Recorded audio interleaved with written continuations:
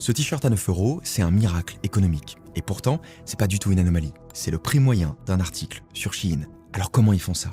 Soit ils ont découvert un pays dans lequel les salaires sont payés en négatif, soit ils ont poussé le modèle de la fast fashion beaucoup plus loin. Bon, déjà en expédiant directement depuis les entrepôts jusqu'à votre boîte aux lettres, ils suppriment le détaillant, les loyers, les équipes en magasin, bref tout l'écosystème physique qui alourdit le prix de la fast fashion, pour garder juste des entrepôts à l'autre bout du monde et une app sur votre téléphone. Ok, très bien, sauf que si vous n'avez pas de magasin, personne ne vous voit. Alors en plus de la logistique, il faut investir dans le marketing, dans les remises clients. Quand vous arrivez sur le site, il n'y a que ça, des remises clients. Et ça coûte de l'argent. Prenons ce t-shirt à 9 euros. Dessus, Shein dégage environ 60% de marge brute, donc 5,40 €. Sauf que c'est pas du bénéfice net. Si on retire la logistique, les salaires, le marketing et les autres frais qu'il a fallu pour le vendre, il reste moins de 5% du prix dans les comptes. Donc sur ce t-shirt, Shein ne gagne que 40 centimes. Qu'est-ce que ça veut dire? Ça veut dire qu'ils doivent le vendre comme des porcs. Et pour ça, Shein a un plan. Derrière un Zara, il y a des stylistes qui développent des collections printemps-été, automne-hiver, ils commandent des milliers d'unités par modèle, ils remplissent les magasins physiques et ils croisent les doigts pour que ça se vende. Derrière Shein, il y a une armée de stylistes aussi,